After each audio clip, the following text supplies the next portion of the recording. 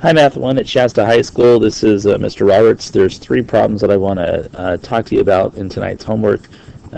Some of them just going to be a little pointers, a little bit of help, but one of them I want to explain in a little bit more depth, and that is question number 10. We'll look at that first. Question 10 follows a methods and meaning box where they talk about what they mean by first term form of a sequence. So this question says, write the equation for the following sequences in first term form. And to explain that, I want to look at a sequence that I was kind of just playing with over here. And look at this one right here. So I've got the sequence 3, 8, 13, 15. And I notice it's arithmetic because each time I'm increasing by 5. And when x is 0, I get the value 3. So pretty straightforward. I'm beginning 0. When x is 0, I get 3, and then I increase by 5 each time. So this is the linear function that generates that, right? Every single time I increase by 5, and I start right here when x is 0 at 3. Well, what does our book mean by first term form? So I want you to look at this right here. We're starting at 0. Well, if I was calling this a sequence, right, I would have terms 3, 8, 13, 15. The 3 would be my first term. The 8 would be my second term. The 13 would be my third term, and so on. In fact, over here, this is the same exact sequence, but we're going to write it in quote-unquote first term form. So you can see the first term is a 3. The second term is 8. The third term is 13, and the fourth term is 15. As opposed to when I was writing this in function form, this was x is 0, x is 1, x is 2, x is 3. So we need to be able to write a form that uses the term numbers, term number n, and generates the same sequence. Well, it's a pretty straightforward modification. All that I need to do to write it in first term form is replace x with x minus 1. So if you look at it, over here was the function as it was before, right? It was 5 times x plus 3. And instead of writing x here, in first term form, I'm going to write the expression n minus 1. And what that does is now I can move from the term number to the correct value. So for example, when n is 1, if I plug 1 into the first term form, I get 5 times 1 minus 1, which is 0, plus 3, and it produces the correct output of 3 for the first term. When my term number is 2, you can see I plug 2 into the function, and I get 5 times 2 minus 1, which is 1.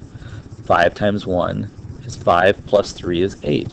So you can see that I've basically just kind of shifted everything over by instead of just writing down 5x plus 3, I'm writing 5 times the quantity of x minus 1.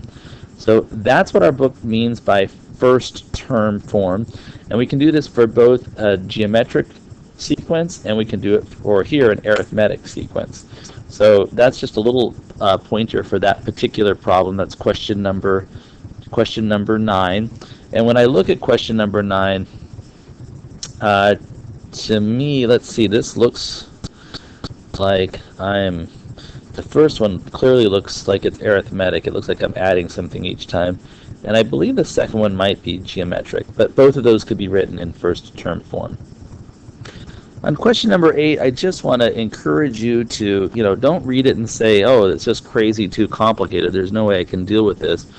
Look at the things that you do know and just work with them. So one of the things is they tell me that a line is perpendicular to a particular line. So here's a line that they give me. And they say that line L is perpendicular to that line, and it goes through the point 0, 6. I would encourage you, first of all, to just try and plot points that fit the equation 6 times x minus y equals 7. And in fact, I think in that form it might be smart to look at what your intercepts are, but try to plot that. And then also plot the point 0, 6, and then think about what does L have to look like if it's perpendicular to that the line 6x minus y equals 7, and it goes through the point 0, 6. You're going to do the same thing with line M. M is going to be parallel to a line that's given here, and it's going to pass through the point -3, -1. Once we put that information down, the question is, where do lines L and M intersect? So, you can do this, right? It's not something that you've had a lot of practice with, but just reason through it, think about perpendicular, what that means, and carefully create a graph of this situation. The last question that I want you to talk about is question number 9. And I think that the thing that's maybe surprised some of you is this particular function right here. It's y equals x squared minus 2x plus 3. Before we just freak out about it, just think about picking some values of x and figuring out what y's go with them, right? So before we decide it's impossible to do that, just try and pick some points, x values, and then you might actually do the two different y's. I've got the 2x plus 3, and then my other function is the x squared minus 2x plus 3. So there's two functions here, right? 2x plus 3, and then x squared minus 2x plus 3. And we just want to know where these meet. It says solve each system of equations below if possible. If not, write not possible. Explain what having no solution tells you about the graph of the equations. Write each solution in the form x, y, and show all work. So before you try to graph it, think about points that work. So, I might look at a few negative values, -2, -1, 0, 1, 2, and 3. And then I might figure out what some of the values for 2x plus 3 are. And then I might figure out what some of the values of x squared minus 2x plus 3 are. And I might want to expand that list, plot some more points, but basically, look at a very careful graph of this situation and see if you can decide where these meet. Same thing here. I would definitely try to graph these two lines and think about, where do those two lines meet? Do they meet anywhere? And what does no solution tell you about the graphs of the equations? Anyways, that's a bit of pointer advice on tonight's homework assignment. I'll see you tomorrow in class.